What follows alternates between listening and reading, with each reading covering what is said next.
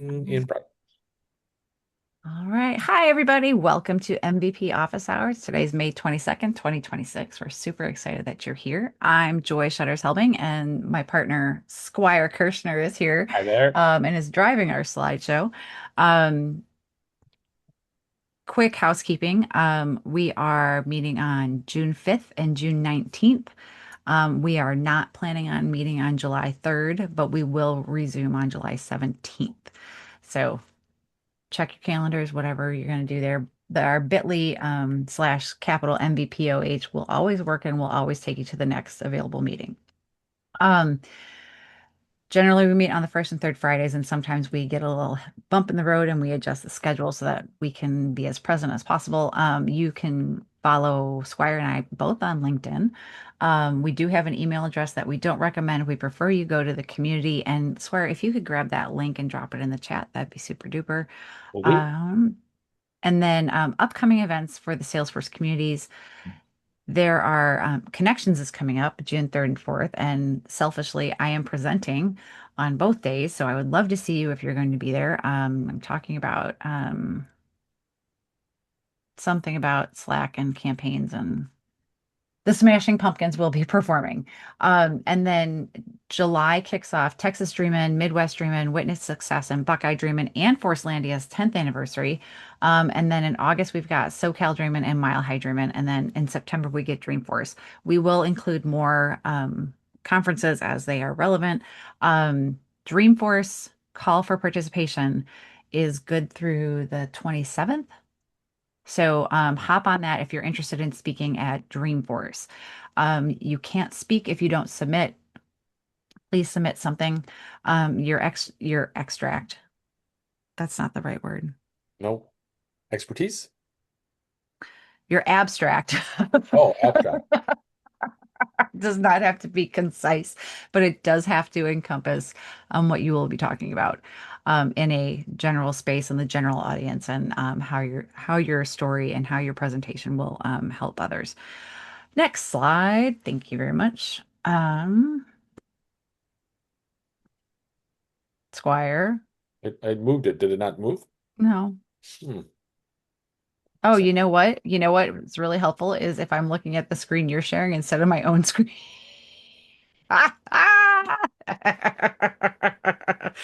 2 points for Joy. Okay. Um, As always, we invite everyone to share their experience and insights with the group because that's why we're here. We're here to share and collaborate together.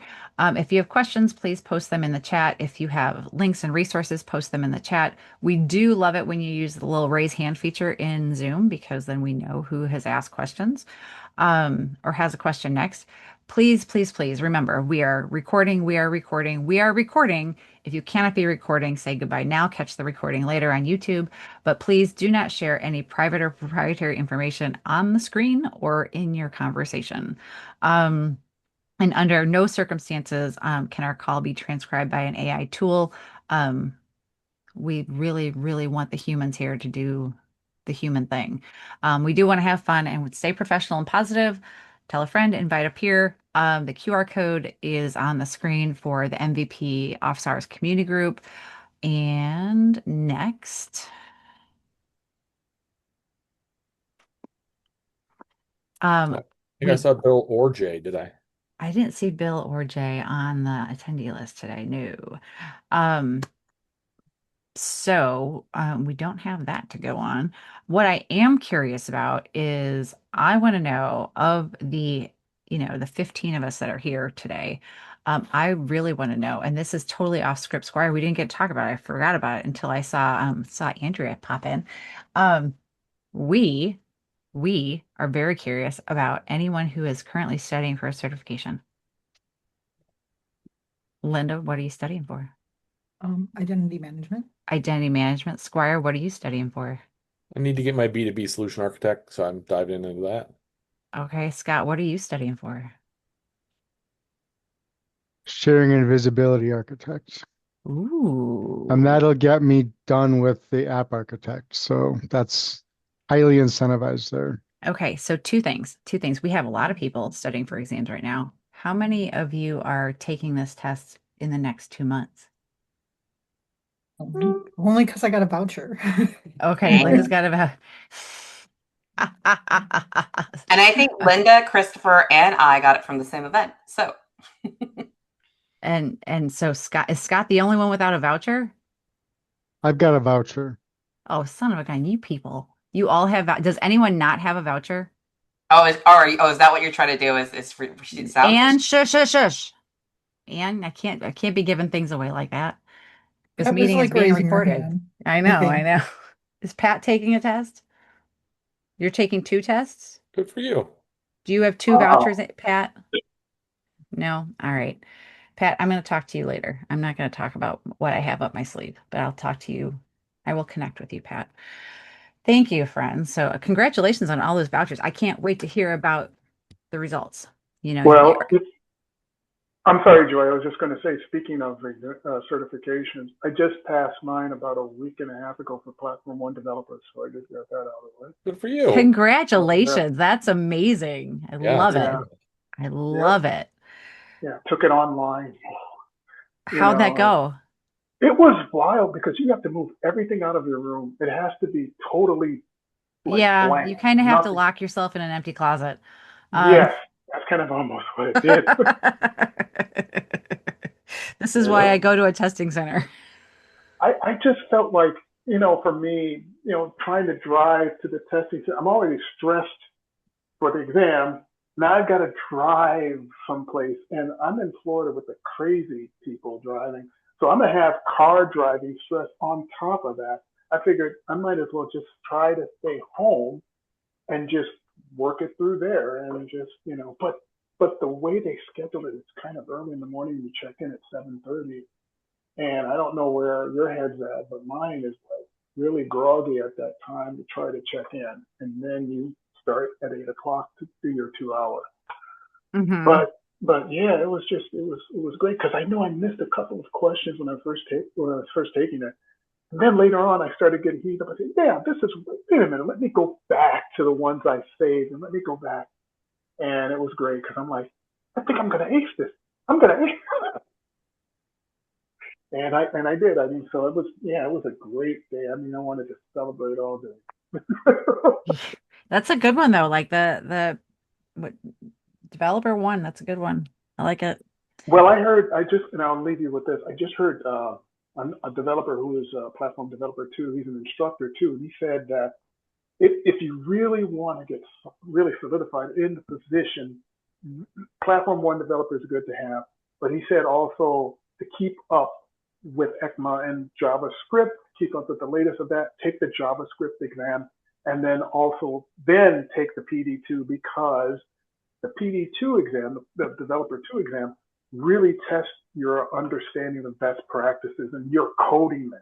And so you have to make sure that everything is optimized, so that's really going to be a stressful one. It's a lot of work. It's a lot of work. I feel So- like the JavaScript was the most stressful one. Just saying. But I also took PD2 as a beta, which was crazy Mhm. because 150 questions is way too long. Wow, 150. I don't even want to answer the question, what's for dinner 150 times. What are you talking about? It is normally 60. Just the beta, at that point they used You to got every question. for the every beta. question they wrote. And The of JavaScript course, one is a real challenge because there's really not great support, I don't think, for that exam like the other ones. So you're flying real blind. I mean, if you're a JavaScript developer at heart, you probably don't have a problem, but it's not really supported very well like the other certs. Well, and Oh, it's not about Lightning Web Components. It is strictly about JavaScript. And I also Okay. found that I had to seek out study materials about like the exceptions within JavaScript, like and really double down on those to really understand them and make sure I knew that cold to Has anyone done the focus on force for JavaScript? Because they have it. no, but I've heard nasty things about Focus on Force lately because they got bought. Yeah, they got bought by K2 University. So K2 University now at the Did they change the module? The only thing I'm going to say about using anything besides Salesforce resources is that those aren't the people that write the exam. Mhm. So they do not have the most up-to-date access to what the exam says. And if they do, they are they're scraping exams, and that's no good for anyone. So with that being said, I don't want to throw anyone under the bus, but I do recommend using Salesforce resources. And most of the resources that are in the test, what is that called? Like the test outline. Exam There's guide. yeah, the exam guide. There's a lot of resources there. I'd start with that. And then if you're going to use an alternative, just take it all with a grain of salt and make sure you understand it well enough to explain it to a friend. So, Well, and for something like JavaScript, W3 Schools is probably a great place to Mhm. practice as well. And again, that's what I'm saying. Like, if this one is literally about the JavaScript, because that's what I'm Mhm. studying. It is, not but I felt W3 Skills didn't have some of those, I would call them advanced topics that the JavaScript exam covers. okay. What about and Mozilla? I'm What? sorry, I was going to say, what about MDN? Mozilla, the website, they have a So lot of. I use that a lot in my studying for the JavaScript. I also used a lot of free CodeCamp courses because they were very hands-on in terms of like examples you could try to get used to some of the commands. Okay, thanks. Thank you. Congratulations. I like it. I'm so excited. That means so if you're all taking these like July, when are we meeting next? I swear we're meeting next like July 17th. Are No, all the June, exams? right? Yeah, but I'm gonna let you study in June. Does that mean we're not meeting? No, we are meeting, but by July I want to hear about all the results. That's what I need to remember. Um, I you know, super- Tony was saying about all the stress of the exam and all that. I took mine in my kitchen, and I have a high table that you know, you got those pub chairs, Mhm. and my backdrop was my refrigerator, which is stainless steel, so I don't have any Magnets, stickers, right? magnets on it. And then like to the right of it was my wall oven. So I didn't have anything that was showing, you know, like magnets or any of that stuff. So I can understand though, because it takes forever to get to the exam, Right. you know, now. So um I did get stopped at one point. I think they thought my glasses were like Meta glasses or something, and they can't, and they're no way that way because I have frameless glasses. I, So I don't know. It's magical. All this Yeah, technology. The they didn't like it at all when I started talking to myself. So no, they don't like that. they don't like that at all. But you know, it's They just hate my way of that. it's my MO. So it was like, oh, quiet. That's Yeah. the biggest reason that I prefer testing centers is my mouth to the questions to myself or whatever, and I think out loud a little bit. And so that's why I'm a testing center person. I like the testing center because I like the paper because I write notes to myself. Like, like you can use that comment section to like chat That messages to too. yourself, but like the testing center gives me two pieces of paper and two Yeah. pencils, and I can do whatever I want on it, and that's what I like. That's what I Yeah. like. It's only 5 miles from my house, and I mean, in 5 miles in Indy is really like Yeah. 10 minutes, Hmm. but still. Yeah, for sure, for sure, for sure. Oh boy. So Anne, you have your hand up. Do you have a real question or do you have a fun I mean, it question? is a real question, but should be an easy answer. I saw on your slide that y'all were just showing July was marked out. So are we not having No, July? no, no. July 3rd. July 3rd is marked out. July 17, we're good to go. But July Okay, 3rd, thank we're you. not meeting. That's because you said July, and I was like, wait, are we having July? Yes or no? Yes, July, yes. So June 5, June 19, July 17. So you guys will be like without me for a whole month from June 19th to July 17th. Sorry. Unless you go to Connections, which you will get more joy. But that's June, that's right before the June 5th meeting. Oh, fair. Okay. And I will warn you that it is the 9 a.m. meeting on Wednesday and the 8:30 slot on Thursday. It's not good. Well, at least start your day with joy. Why is that not a good thing? because I'm not sure I'm gonna be Joy that hour. So I did go to Dreamin' in Data this week. And I got to see Allison, who is actually not on call. She's probably traveling home because they did a whole bunch of stuff. And they had a lot of great sessions on a whole host of things. And so I need to follow up with some of the folks there. But Allison sponsored a donut wall and it was very cute. I liked it because, her company is Data and Donuts, and she sponsored a donut wall, and they were tasty. They were I have tasty. a- That's my takeaway. What's your Can real you? question? So, Andrea, you mentioned it, Christopher, you mentioned it, and I'm also one that I don't read my questions out loud, but I definitely whisper it. Is that an accommodation thing? Like, can we submit for an accommodation that, like, in order for me to process it, I kind of need to read it and sometimes read it multiple times? Is that a valid accommodation, or does it have to be like clinical? I'm going to tell you, I asked for an accommodation for larger text, and they said I needed a doctor's note. So Okay, so it would have to be. my answer to this is I think you're going to need like a clinical doctor's note to get any kind of accommodation. I mean, literally, I'm sitting here, I'm like, I have my glasses, and and the text is still like terribly small because of the way, like, whatever the browser setting was at, and the facilitators, the test people, like, they didn't know how to change it. And I'm like, okay. Okay, that's close. Sounds like an accessibility issue, in my opinion. That should be something that is hopefully Yeah. readily accommodating, especially like going from light mode to dark mode as Mhm. well. Because some people require, I'm sorry, a white screen all the time, all day, every day hurts me ease. Right. Right. That's I think it's I'm really sorry. good feedback to that all of us and any of us can push up the chain with those two things. I would love to see the zoom, and I would love to see the contrast and the light dark toggle available while you take the exam, but I don't know if that's a thing. I haven't taken one since we left Web Assessor. So notes to myself. Notes Okay. to myself. Thank you. Yeah, Sorry for that Yeah. random true that's okay. question. The I do have something that I'm running into, and maybe you all have another solution, because Squire and I talked about it for a quick minute, and neither of us are really comfortable with the solution, but it is a workaround and it'll be okay for a minute, but it's not great as a solution. So I have a user who's trying to log into a sandbox. Solid, right? Seems really, really straightforward. But because they were a user in production when the sandbox was spun up, their email address is .invalid. We're all familiar with this.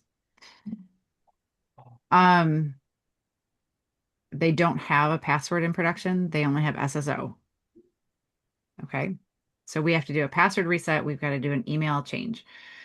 When I change their email address It as a prompts system, them now for the password. They changed that recently. well, it says it does that, but then it says we sent a verification code to your email address, which was the one other that they can't one. use. Yep. And the So workaround that we have temporarily considered, and it's because the company uses like a Mimecast, and so we think that the link is getting used up. The one-time link is getting used up. And so the workaround that we came up with was like, well, plug in a non-corporate email address to Well- get them in. And Linda, what do you have for me then? what do I Yeah, have? it'd be So great. Hey, Linda, I'm going to interrupt you right now. It'd be great if you let her finish the question before you Okay. answer it. Because I also want to make sure that the link that you're saying is timing out is the email change confirmation, not the password confirmation. But then when you change the password, you also don't get the verification email code because the email Right. hasn't changed, right? We did a bunch of things, right? And it was just like a circus for a minute. Like, I was like, okay, we'll just like force reset the email address, or force reset the password. And then it's like, oh, we need a verification code. It goes to the wrong email address. So then we're back on this email address, like fix the email to get to go through the steps. And I have tried this about 6 different ways, and I just need this to not be a blocker for this user to get into the sandbox. So what we found we have to do, and we have the Mimecast problem on Mm-hmm. email resets all the time. When you get that email, it actually has the text of the link and then the link. Yes. I tell my users not to click the link, to literally copy Correct. the text of the link to paste it into the browser so they don't get the Mimecast issue. But recently, and like really recent, I can't even tell you the exact date, but you know how traditionally I would go into the sandbox, I would change the user's email address, it would send them that thing and they'd verify. That no longer works. They literally have to log in to change their email. So what we've been doing is using Workbench to set a password for You're using them, Workbench. Okay. sending I was them, using Execute Anonymous. Yeah. sending them the credentials Hi, puppy. and then having them log in. And as soon as they log in, it forces them to reset at that point because that is a very much a temporary password when you do that through Workbench. Taco sit. Taco wants to say hi.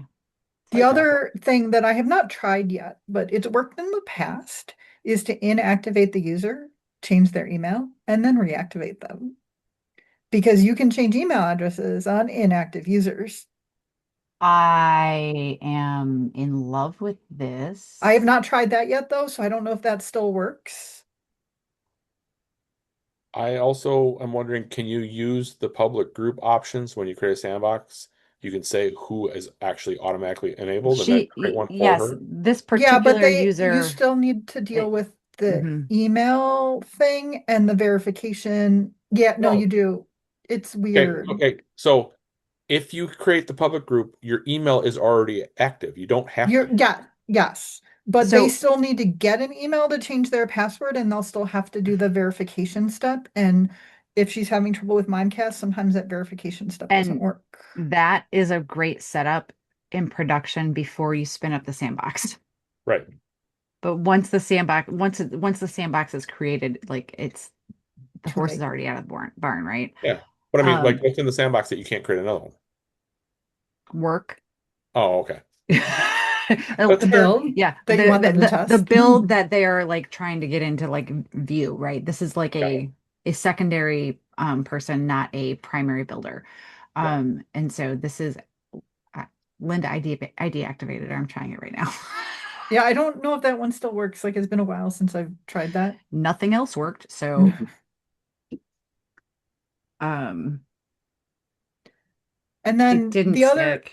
No. All right. So No. the other thing I've seen, and I don't know how this applies to sandboxes though, is that whole idea of canceling the verification step I did for that email- in DML for but email changes, Mhm. which historically you had to like have signed documents and create a support case to get that to be turned off, and then any user you create during the time period it's turned out has to be in the the allowed domain, which is the one Mhm. you've provided proof that you own.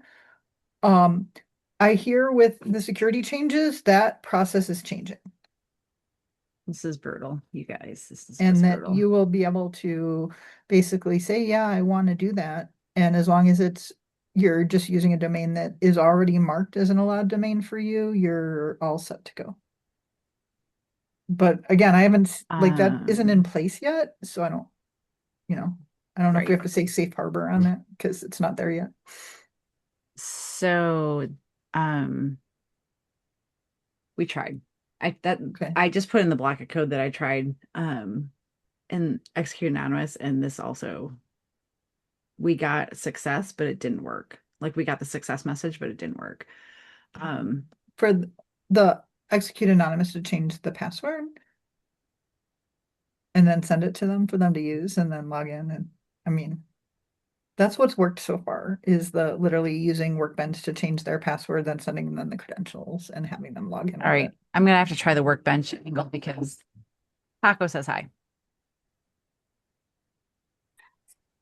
This is a dumb one. I'm sure this doesn't apply to anyone, but I just want you to know my own thing, that when I was trying to set up users in a sandbox and I'm like, why are they not getting the reset the email? Why are they not getting, because they're frozen. Because they're frozen and I had to unfreeze them first. And I'm like, God damn, Yep, it doesn't we like the freeze and the lock, like those are definitely like things that like came up because it's like fail to log in 3 times, you get locked. So I unlocked them, I unfroze them, I do it like I'm like So I lost about 90 minutes this morning on this. So thank you. I'm going to give Workbench a run and then maybe we get different progress that way.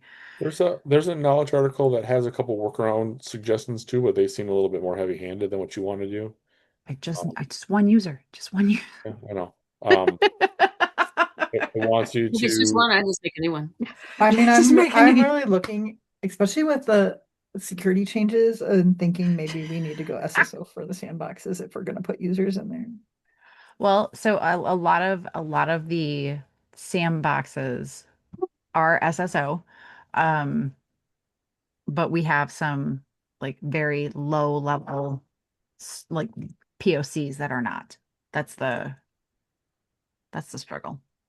All right, I have some work to do when I get back on that one because Workbench is the answer.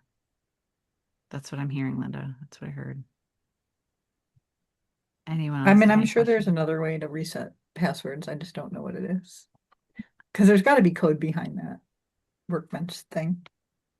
I'm sure there is, but you know, my I didn't hit Workbench up first because I haven't used Workbench with that particular org, and I'm like, I don't know if I know my password. So, anyway, I don't want to get locked out myself, and then I'm like, well, sorry, gonna have to wait till Tuesday, friends, because the holiday weekend. So what else do Bill we joined. have? You Oh, wanna hi, have Bill run Bill. through his Yeah, his thing? we were talking about you and you weren't here. In a nice way. Yeah. Good.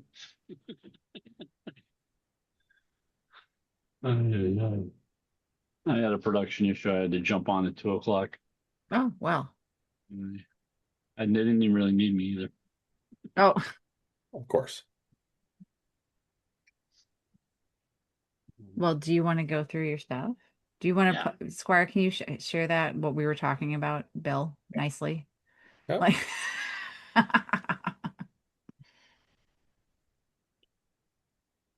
All right. Actually, you want me to share my screen because I can show you what the screen looks like if that'll help. Mhm. Yeah. All right. Let me get to my flow real quick first. This is already in production, guys. This is just I'm trying to be proactive here and impress the colleagues and come up with something that might make this better, but I don't know if it's possible even. The big thing about this new flow we just put in production was it's an opportunity entry flow that allows you, it sort of streamlines the whole opportunity entry process. And the biggest thing my boss has a problem with is the review submit screen. That's what they wanted to add, and the review submit screen is pretty big. And I'll show you what I mean here in a second. Luckily, that's if I have to. Okay, I need to be able to share. I All just set. put in your request. Thank you. All right. So first of all, you'll notice that the flow itself is monstrous. But that's a whole nother story down the road someday to maybe break this up a bunch. But if I get down here to my review submit screen, which is down, it really is down here, guys. Honest. Here's my review submit screen. So, this is a chance for them to look at this stuff and say, okay, do I need to make any changes? Do I want to make any changes? Then if not, well, if they make the changes get updated when they go see the new opportunity. But this is, so this is required information for the opportunity, optional information for the opportunity. Then we got child records, company financials, team members and contacts related to the opportunity, the deal read, and milestones and amendments. And that's so in other words, there's a lot of scrolling, there's a lot of fields. I just wonder if anybody had any ideas on they had a situation like this before and what they did to sort of maybe break it up, make it a little easier to digest, that kind of stuff. Do you always have to have every field available all the time? Because I would say, like, if if you can use the like dynamic capability of screen flows now, so like you only show questions 5, 6, and 7 if question 1 is true.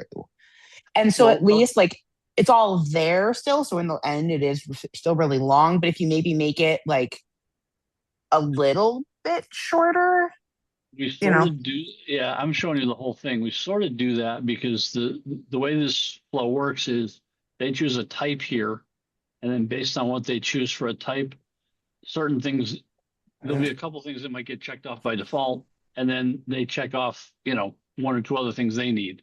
So it's not necessarily all of these categories every time, but it just when that scenario is eventually going to happen, or so when it does, it's just again trying to find a way to break it up.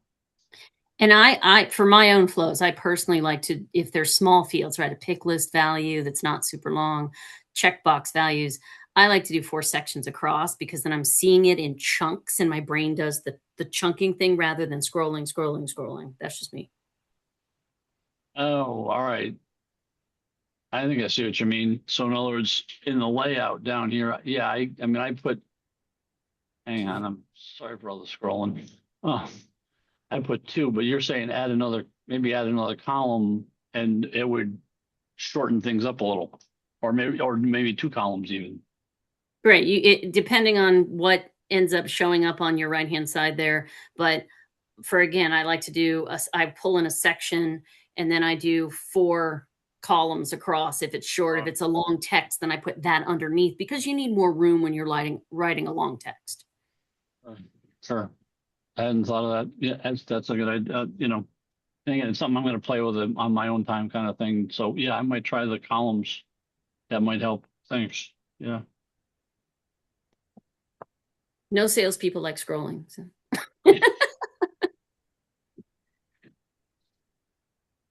If I was a developer, I could do an LWC with tabs. That would help. But I am not an LWC person, and I don't think I ever will be.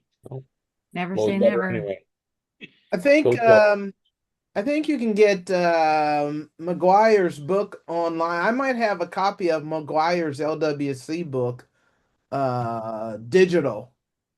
I'm always interested. I mean, half the thing for me about Salesforce is always learning stuff. So I know I said never, but I'm always open to learn. I'll look for it, Bill. I have an LWC book somewhere. Digital? I don't know.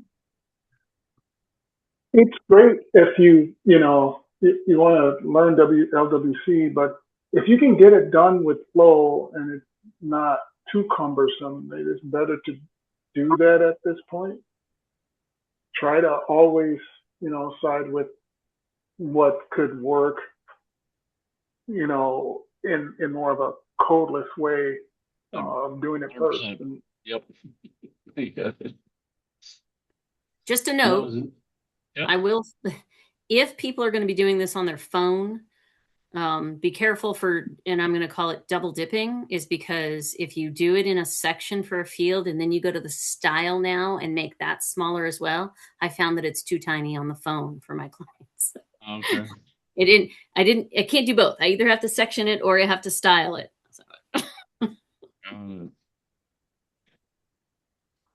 Okay. Interesting. I mean, I do think there's a really good, I don't know if I have an answer to fix the problem. I know I don't have an answer to the question, but there's definitely value in, now that you've got the automation working and you can think less about, can I get the data to do what I want to do?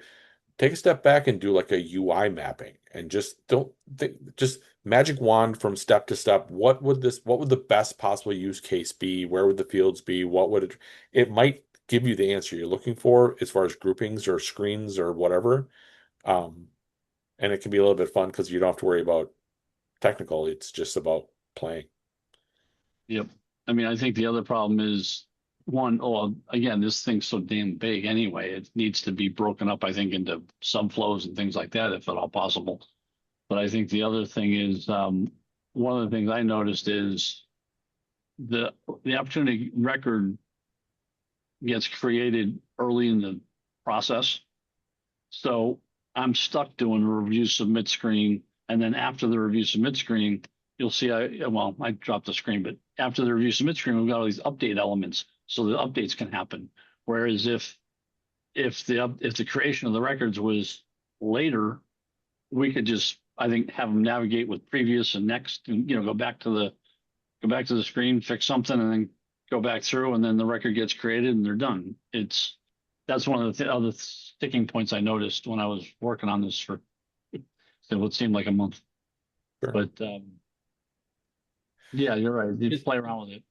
Is there, I didn't get a chance to really look that closely. Is there also an opportunity to kind of compose the opportunity that you're creating separately from the record that you're actually interacting with? And so you basically are controlling two individual objects, one that you're kind of like jumping in and out of all the time and just assigning values to, and then one that represents the committed record.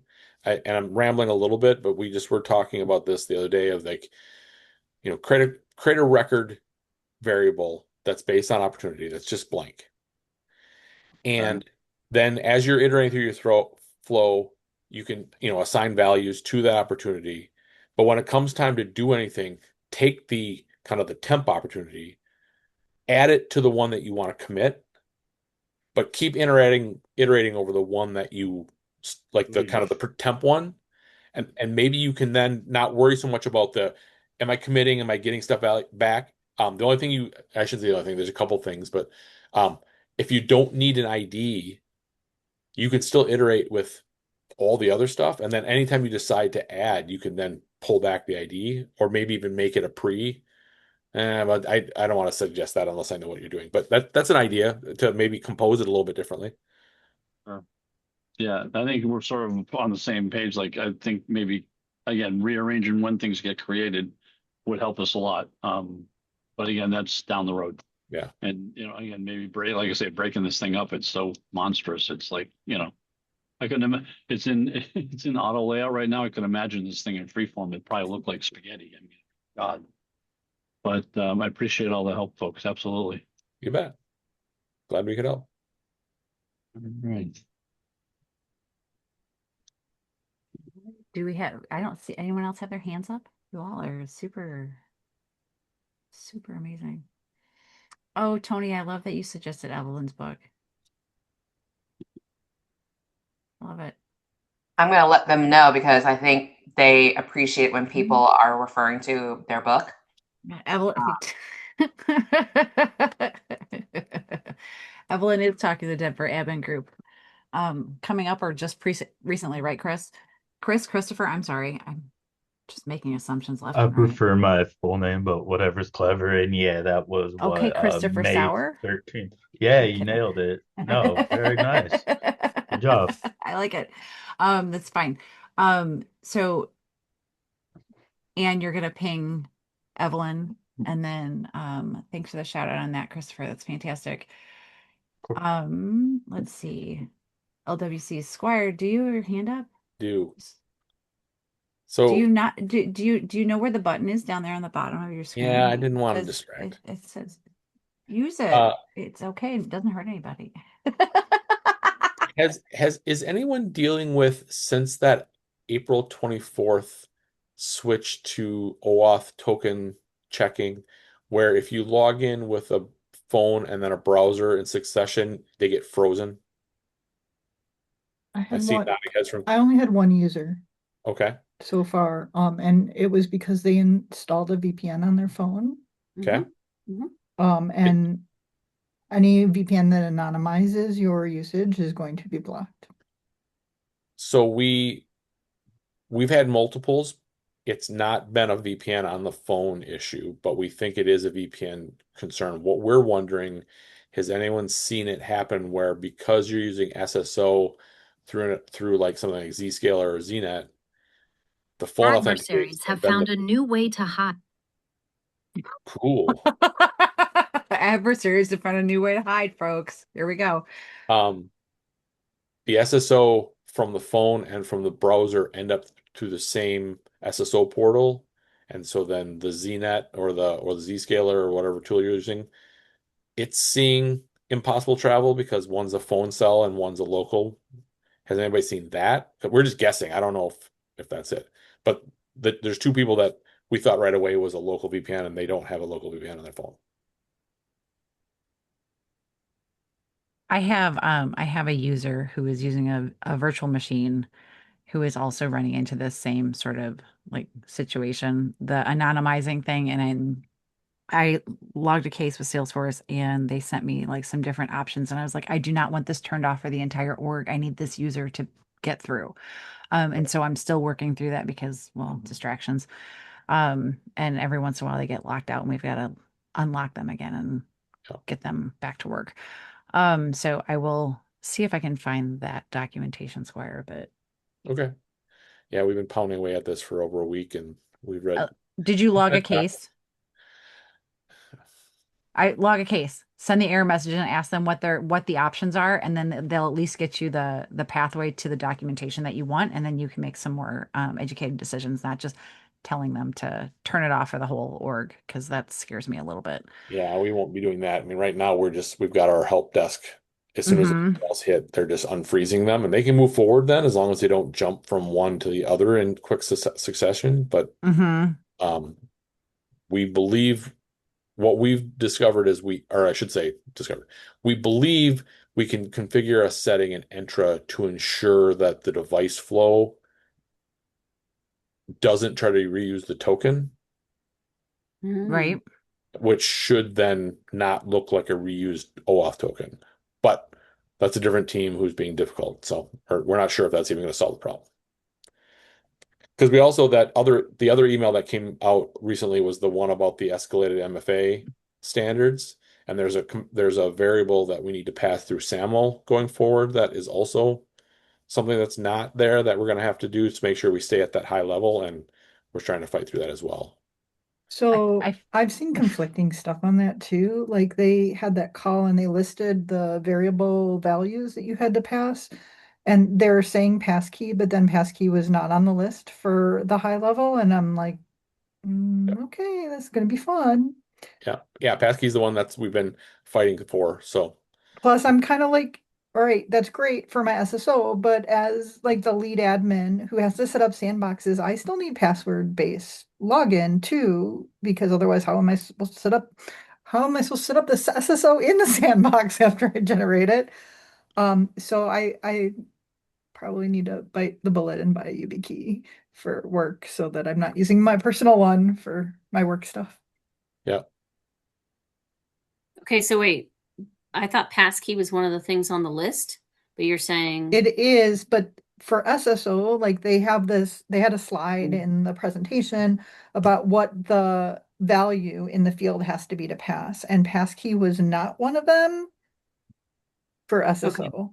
But regardless, if I spin up a sandbox and I'm an admin and I have to log into it, I have to log in with username and password. So I'm going to have one with MFA on production, and then I'm going to have to be able to use and set up the MFA that is more physical device based for the sandbox, because I don't know if I'm going to be able to do it as passkey to begin with if they're saying it's got to be a physical key of some kind, because it's not like our IT is going to turn on Windows Hello for me.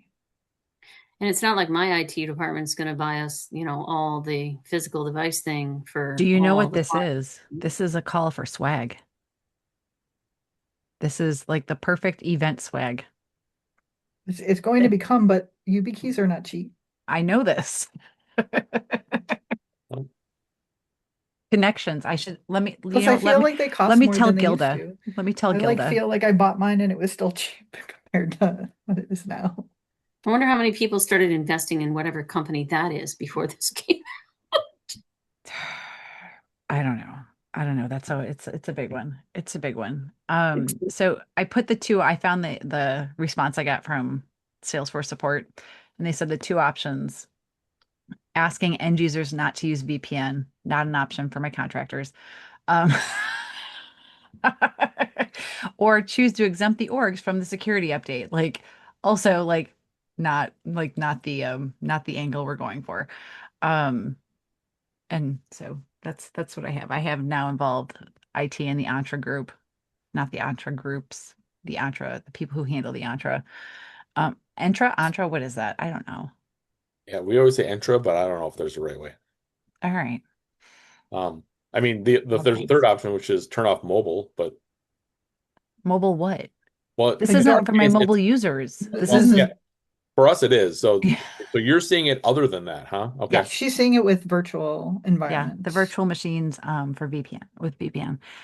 And so I need to, I logged it with them and I don't know where those emails came. So we'll see. Got it. We'll see. I do like the new email form with the security contact. Like that's a nice addition versus trying to like sneak up on debug logs. But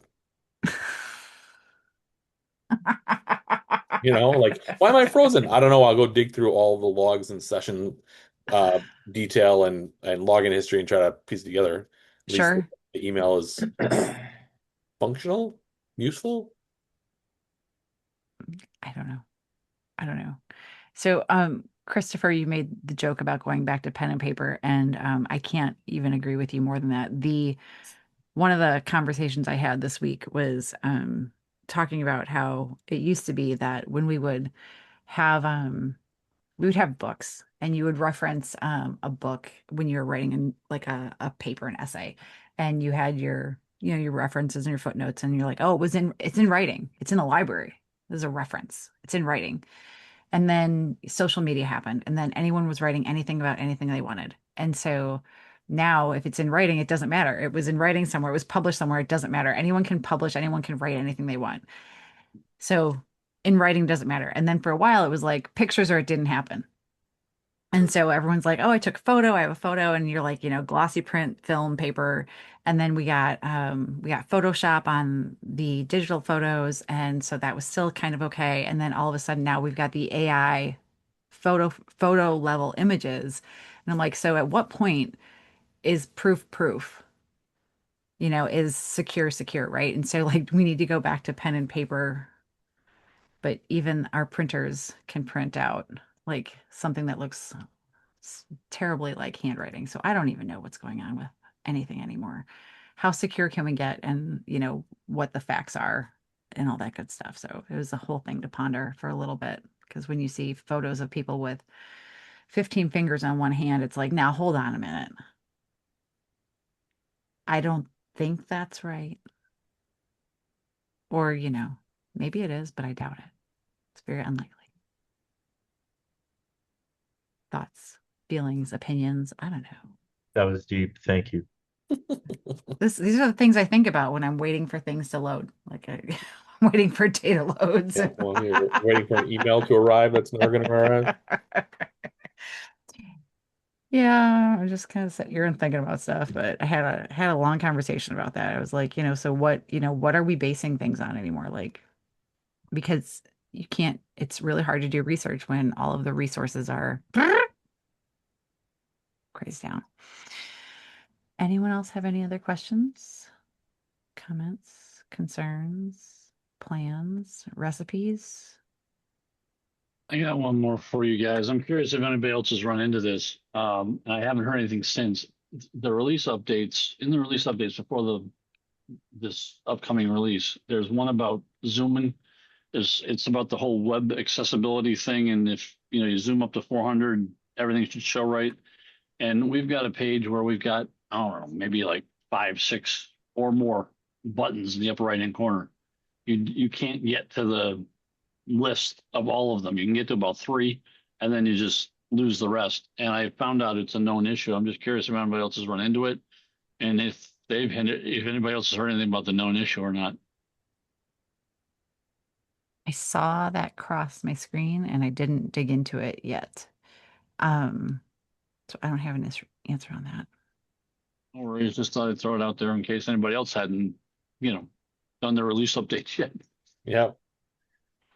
Yeah, we've been dealing with the Cosmos conversion, and that's included in that as one of the concerns that after 400% you have a problem. So I think I saw, might have been a blog post of like the idea 400 Zoom. Yeah. They until the workaround or the fix, I should say, comes through, if you've got contingent of workers who need to be at that Zoom to rebuild an app layout for them specifically and assign it to them so that it's laid out in a way that won't break, and just, as a workaround until they fix that. But that seems like a lot of work, but if you've got a significant contingent of people who are going to be impacted by it, maybe that's the best way to do it. We don't, not that I'm aware of, thankfully, but yeah, that's good to know in case somebody comes But as you wouldn't necessarily know until someone, until it's, and Yeah. that's, I mean, as a workaround, that's, I mean, had if to you, build that for your for internal someone. audience is different than if you've got like an external one, right? You'd probably be able to build for an internal audience because you could publicize it, but I mean, I would really love 400 Zoom some days. Holy cow. especially when you're taking the exam, right? Especially when I'm taking the exam and I don't have a doctor's letter to wear my glasses with better, larger font. The heck, you guys? What the heck? All right. All right. So, anything else, friends?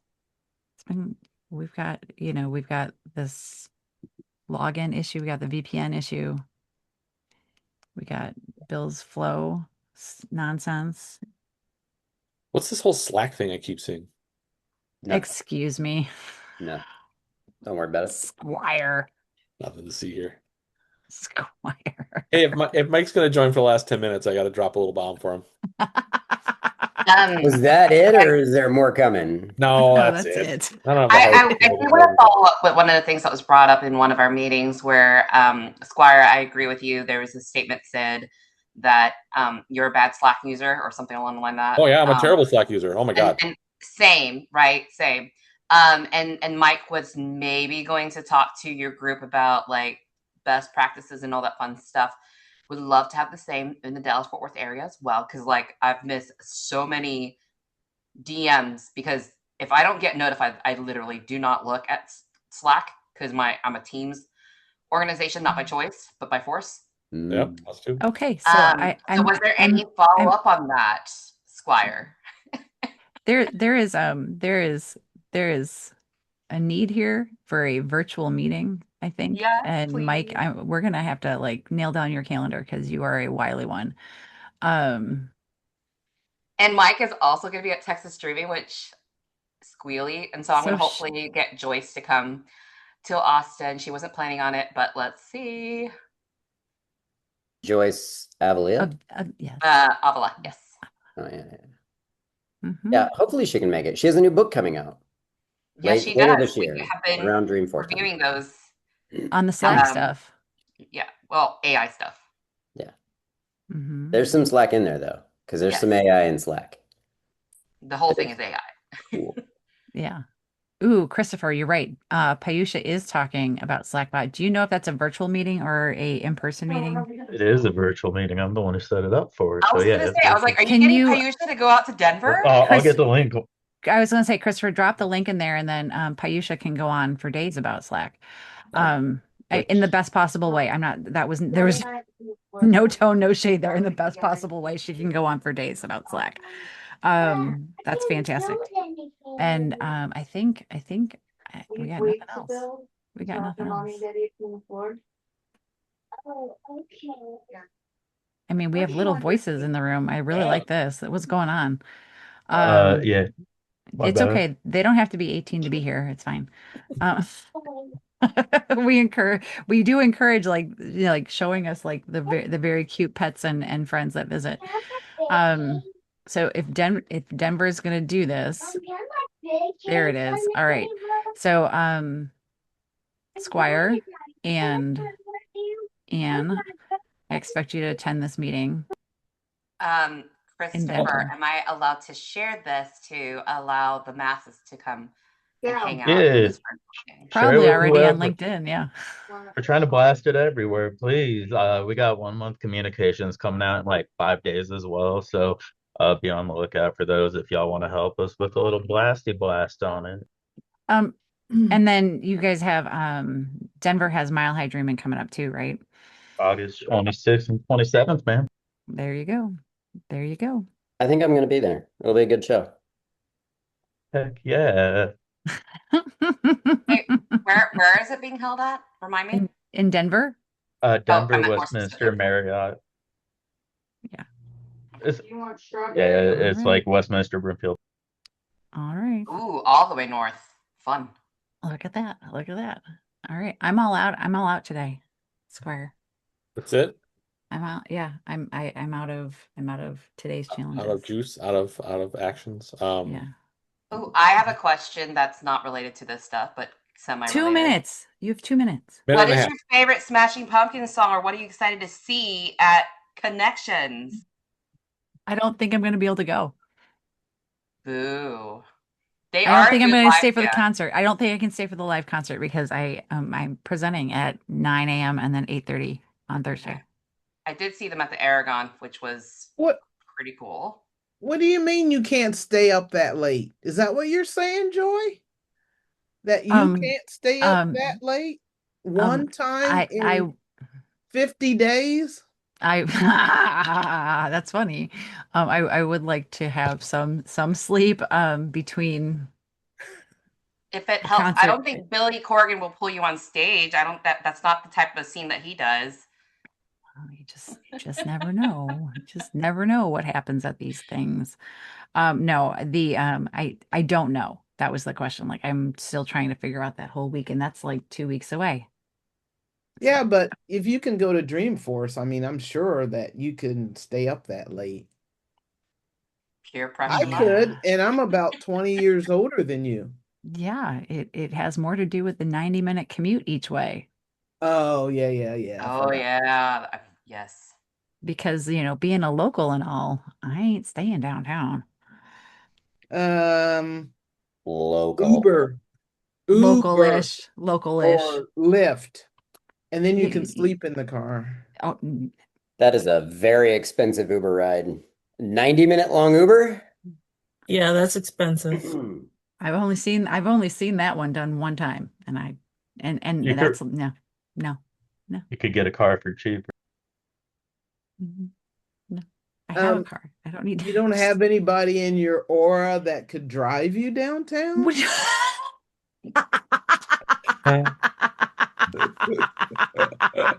Round trip. I'm gonna get a helicopter. It's gonna be fine. It's gonna be fine. I did see Linda last week. She came to the Louisville user group meeting because she was in town working. So that was a good world. I love it. I love it. All right, you all have a great holiday weekend. We will talk to you June number 9th. I don't know. That Is can't that be right? Yeah. That can't be right. No, that can't be right. We'll see you the first Friday of June.